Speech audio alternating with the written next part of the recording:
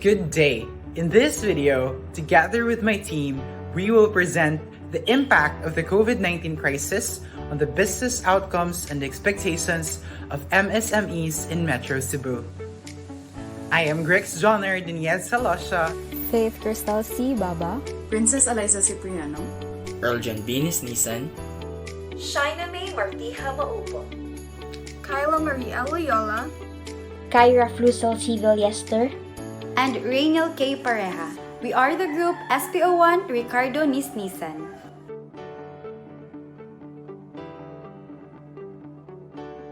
The coronavirus disease was first reported from Wuhan, China on December 31, 2019. Since then, the world economy has suffered a downturn with GDP falling and many manufacturing and service industry operations being temporarily stopped due to the lockdown. With that, the pandemic paralyzed the majority of enterprises in Cebu, leading to huge losses and unemployment. So, this research aims to assess MSMEs in Metro Cebu in terms of business requirements and legal issues employed during the crisis, its major effects in the financial performance, labor force, marketing strategies, and the coping strategies employed by the MSMEs in Metro Cebu. The purpose of this study was to determine the impact of the COVID-19 crisis on the business outcomes and expectations of MSMEs in Metro Cebu. To further understand the main problem, the following specific sub-problems were formulated. First, what is the profile of the MSMEs in Metro Cebu in terms of years of operation, number of employees, business type, location, startup capital, and amount of assets and liabilities? What is the level of perceived COVID-19 crisis? And what are the measures undertaken by the MSMEs to counter perceived crisis? What is the financial performance of the MSMEs in terms of sales, expenses, and net income? And what are the expectations of the MSMEs in terms of the future of the business? Also, does the COVID-19 crisis affect the business performance and expectations? And is there a significant difference in the identified variables when the MSMEs are grouped according to their profile? In conducting this study, it was assumed that the study was conducted among the MSMEs within Metro Cebu. The gathering of the data was done through Google Forms. The participants of the study remained objective and provided truthful and honest information. The confidentiality and anonymity of any information acquired throughout the study remained between the researchers and the respondents. And any information disseminated without the consent of both the parties involved in the study were subjected to further investigation. Lastly, all gathered information was limited only to the use of whatever it may serve purpose in this study. We have three statements of hypothesis. 1. Perceived COVID-19 crisis among the MSMEs does not affect the business performance. 2. Perceived COVID-19 crisis among the MSMEs does not affect the business expectations. 3. There is no significant difference in the perceived COVID-19 crisis, business performance, and business expectations among the MSMEs when they are grouped according to their profile. The findings of this study benefited whoever found this research useful. First, the government can review the existing variety of policies and programs, in turn, aided them in identifying certain protocols to be added or eradicated. It also helped them in the continuance of modifying, reducing, and enhancing measures. To the economy, this research can give ideas to businesses on ways to cope up with the current situation, thus giving a positive impact to the economy. To the businesses, this research may serve as a guidance in the improvement and betterment of the business operations that best respond to the status quo.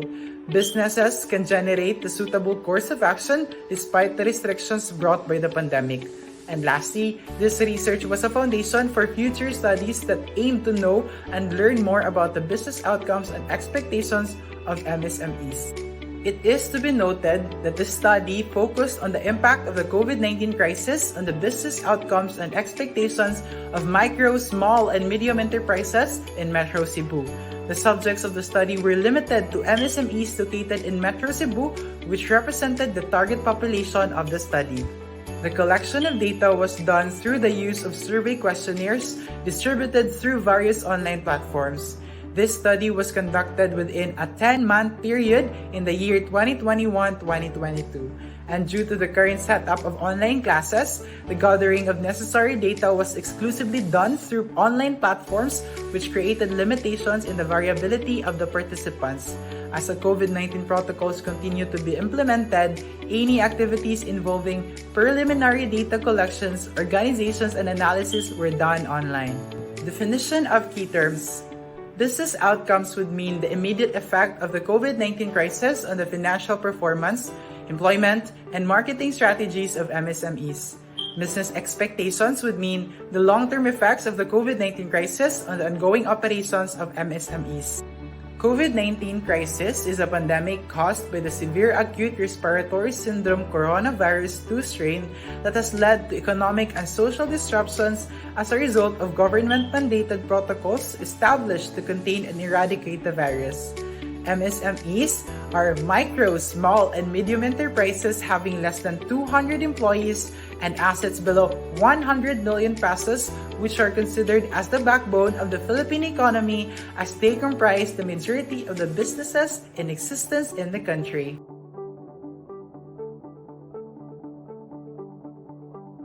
The Department of Trade and Industry had been updating the COVID-19 resources for the business establishments.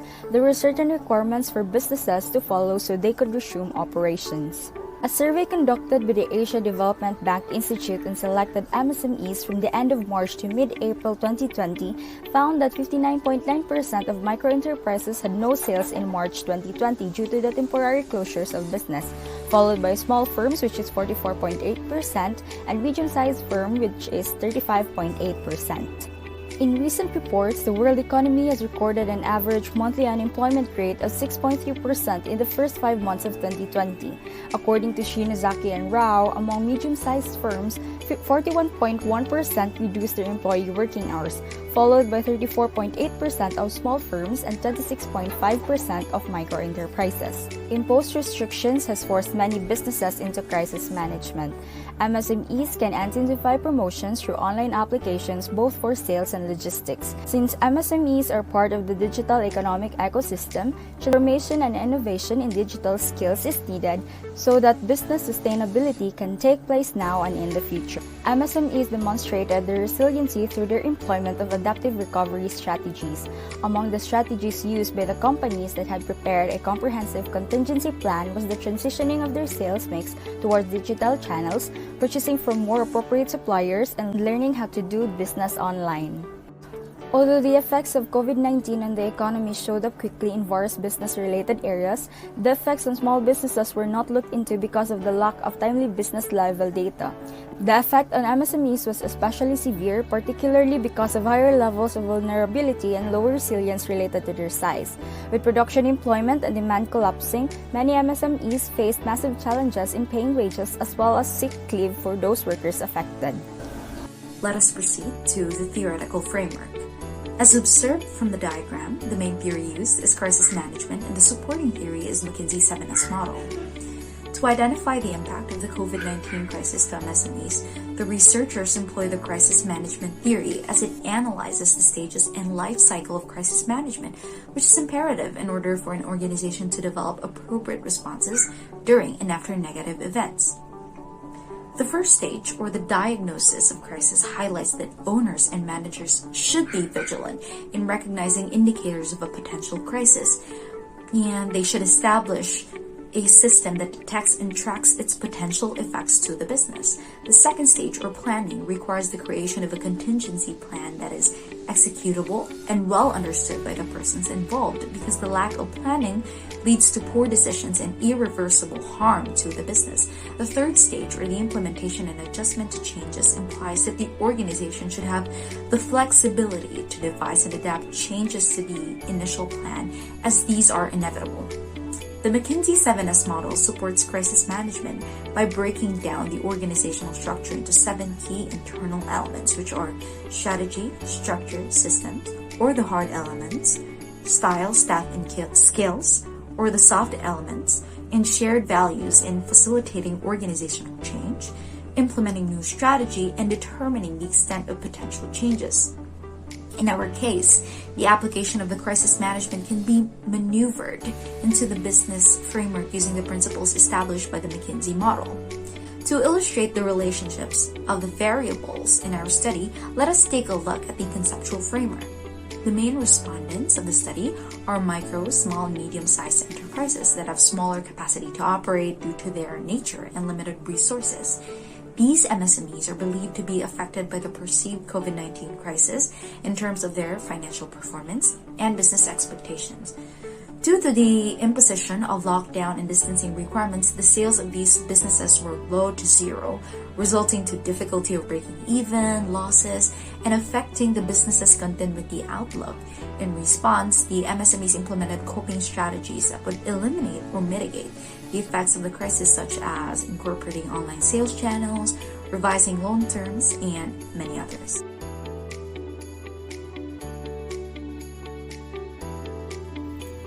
This research study made use of a descriptive survey to determine the impact of COVID-19 crisis on the business outcomes and expectations of MSMEs in Metro Cebu. It is descriptive in the sense that the data obtained was analyzed thoroughly and described. The setting of this study is restricted within the main metropolitan hub in Cebu province, which is Metro Cebu, which stretches from Karkar City in the south to Danao City in the north. The target population of the study are the micro, small, and medium enterprises in Metro Cebu, to which such areas have been categorized according to their urban structure. The respondents were chosen through a non-probability sampling technique called purposive sampling. The respondents were chosen based on the researcher's own judgment.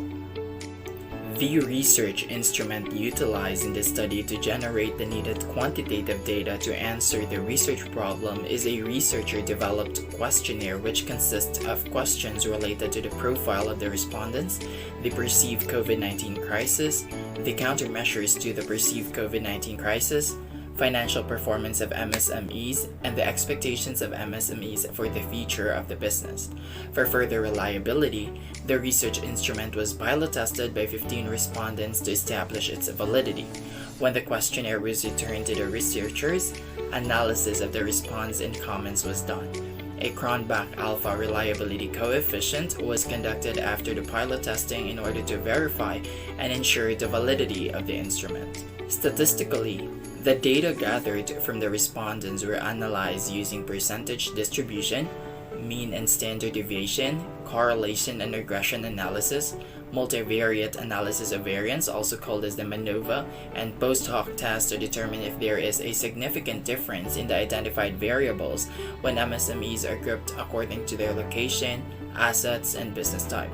All statistical calculations in this research study were performed using IBM SPSS, and the statistical significance was evaluated at 0.05 level.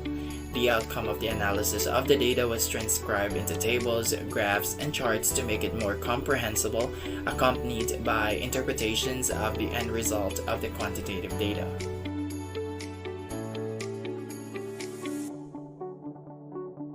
Now let's discuss the profile of respondents. First is the number of years of operation of MSMEs in Metro Cebu. Now, the figure shows that 39 or 47.56% of MSMEs surveyed have been in operation for less than 5 years, and 31 have been in business for 6 to 10 years, which suggests that majority of them have already existed prior to the pandemic. For the number of employees, the results showed that 63 or 76.83% of the MSMEs have hired 1 to 5 employees. 13 have responded that they have 6 to 10 employees. So majority of them have less than 5 employees. And in terms of employment, they are categorized as micro enterprises according to the Magna Carta for MSMEs. Now for the business type, the results show that 50% are in the merchandising industry. Merchandising involves wholesale and retail trading, which are the top industry sectors in the Philippines according to the Department of Trade and Industry. In terms of business location, the findings show that majority or 72% of these MSMEs are situated in high-density residential and commercial areas. These MSMEs are mostly in Danao, Mandaue, Lapu-Lapu, Naga, and Cebu City, which are the focus in industrial, manufacturing, export processing, commercial, and residential regions in Metro Cebu. At the startup capital, out of the 82 respondents, 37.80% of the enterprises have a startup capital of 50,000 and below, which implies that Metro Cebu are composed of a sizable amount of small and micro entities that only need small capital funding to begin their operations. Now, for the amount of assets, the results show that 71.95%, or the majority of MSMEs, claim that they have assets of less than 3 million. Moreover, for the amount of liabilities, 84.15%, which is also the majority, have revealed that they have liabilities amounting to less than 3 million.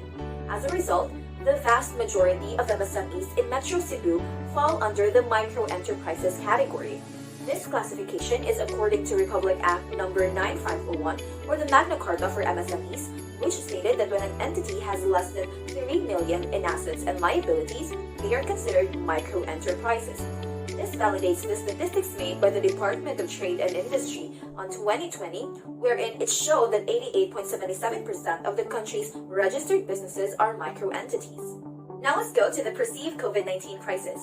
The results show that most of the respondents agreed to the following statements: that the company's supplies are not properly replenished as a result of restrictions on the transport of inventory, production is minimized due to limited access to physical stores, employee efficiency is affected due to health protocols and additional processes, and they also had a difficult time trying to fulfill orders or contracts due to various reasons such as cash flow shortage, interrupted supply chain, or lockdown physical restrictions. Moreover, they are neutral on the last statement, where the temporary halt of operations has significantly harmed the business when an employee has been infected with COVID-19. Now, for the countermeasures taken by MSMEs against COVID-19, the main measures taken are the use of personal savings, followed by selling online, increased marketing efforts, and the introduction of new products and services.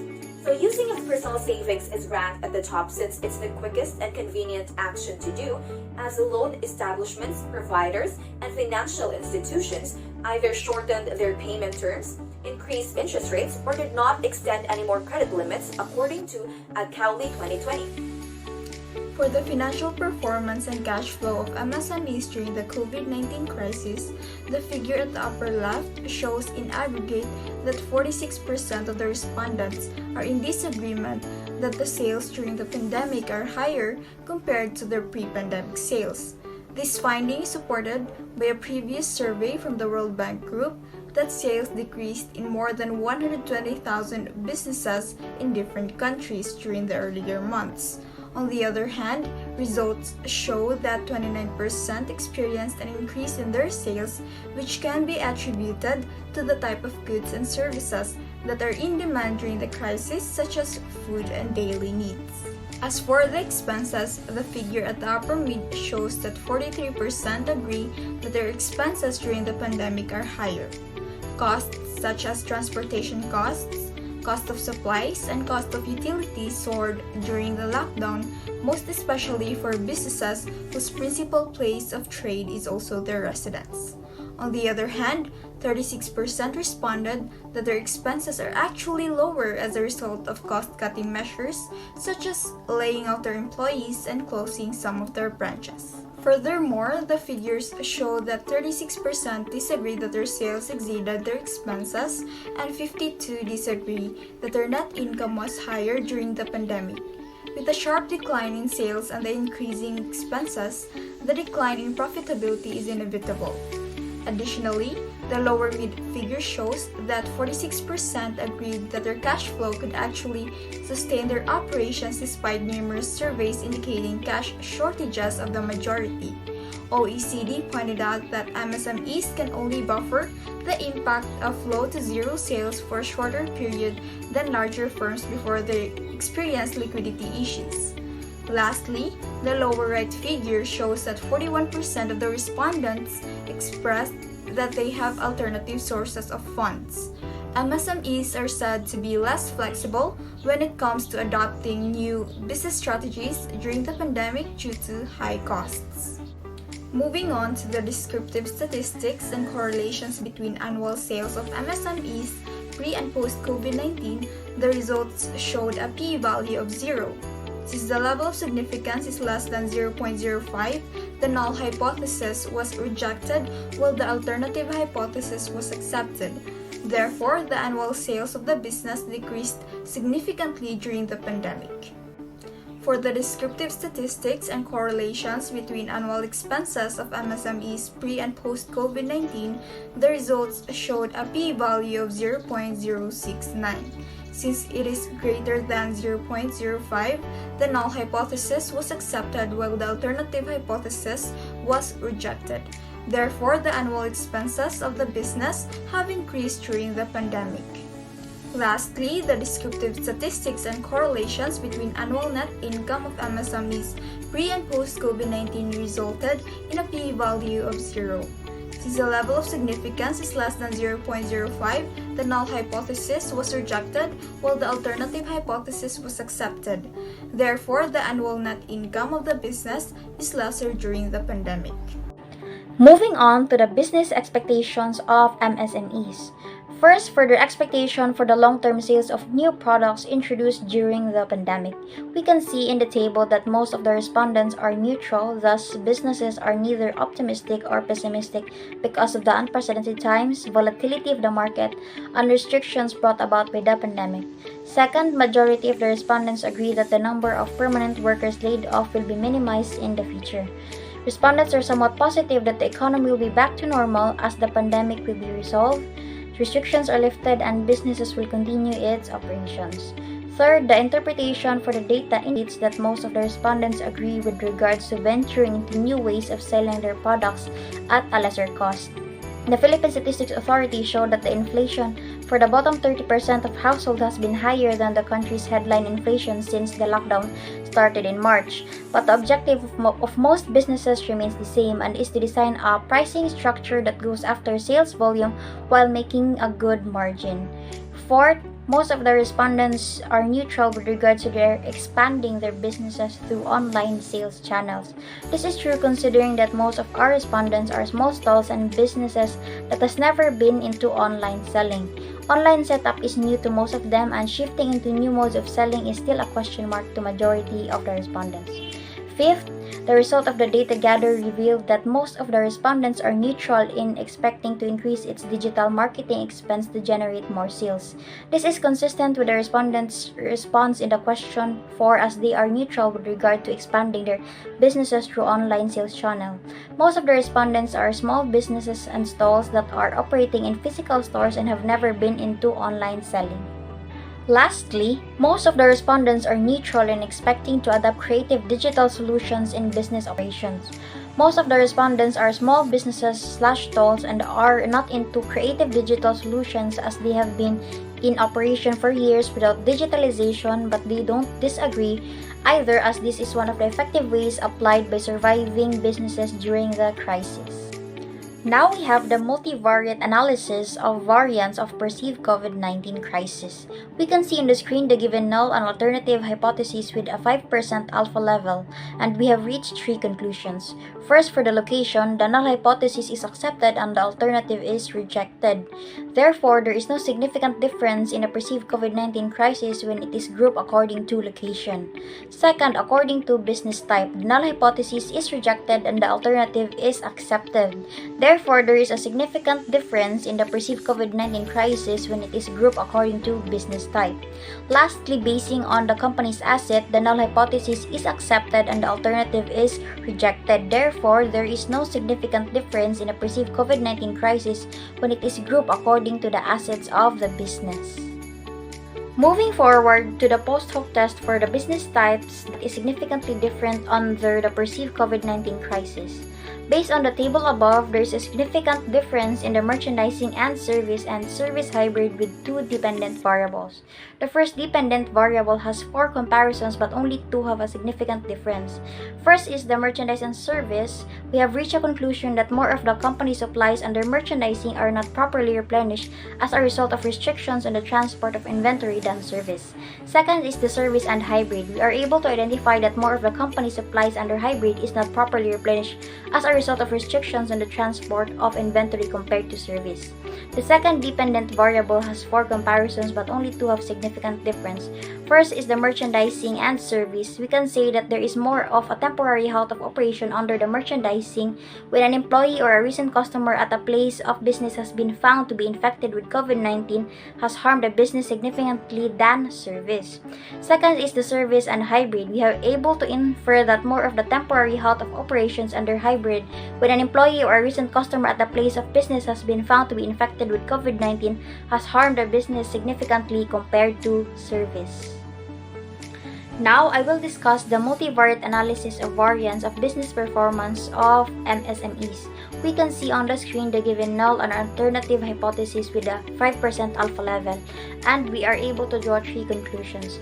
First, for the category of location, the null hypothesis is accepted and the alternative hypothesis is rejected. Therefore, there is no significant difference in the business performance when it is grouped according to location. Second is for the business type. The null hypothesis is accepted and therefore there is no significant difference in the business performance when it is grouped according to business type. Lastly, according to assets owned, the null hypothesis is likewise accepted and therefore there is no significant difference in the business performance when it is grouped according to assets owned by the business. Moving on to the multivariate analysis of variance of business expectation, we can see on the screen the given null and alternative hypothesis with an alpha level of 5%, and we are able to arrive at 3 conclusions. First, under the category of location, the null hypothesis is accepted and therefore there is no significant difference in the business expectations when it is grouped according to location. Second, under the business type, the null hypothesis is rejected and the alternative hypothesis is accepted and therefore there is a significant difference in business expectation when it is grouped according to business type. Lastly, under the category of asset owned, the null hypothesis is rejected and the alternative hypothesis is accepted. Therefore, there is a significant difference in the business expectation when it is grouped according to the assets owned by the business. Finally, we will discuss about the post-hook test for the business type that is significantly different under business expectation. Based on the table above, there is a significant difference in the manufacturing, service, and hybrid with 2 dependent variables. The first variable, the company expects to expand its business through online sales, has 4 comparisons but only 2 has a significant difference. For the manufacturing and service, we conclude that the manufacturing companies expect to expand more its business more on online sales channels than service companies. For service and hybrid, we are able to draw the inference that the hybrid companies expect to expand their business through online sales channels more than service companies. The second variable, the company expects to increase its digital marketing expense to generate more sales, has 2 comparisons which are the manufacturing and service. We were able to judge that the manufacturing companies expect to increase their digital marketing expense to generate sales more than the service companies.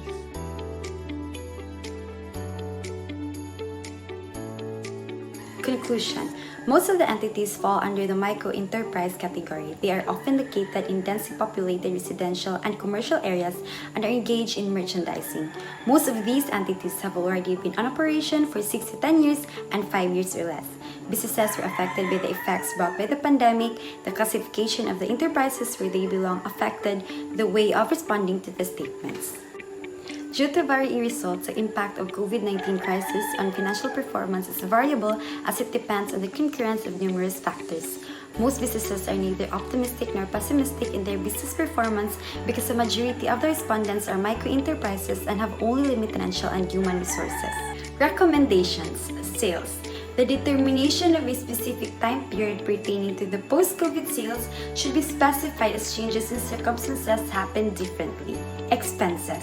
Identifying what are the expenses that increased during the pandemic must be given emphasis in providing a concrete solution with respect to the increase in expenses that has been a major burden to many businesses. Net income. Future researchers should look deeper into the recent shift in market conditions and examine technology-powered efficiency gains. They should look closely to the possible variables that MSMEs should take into consideration related to net income.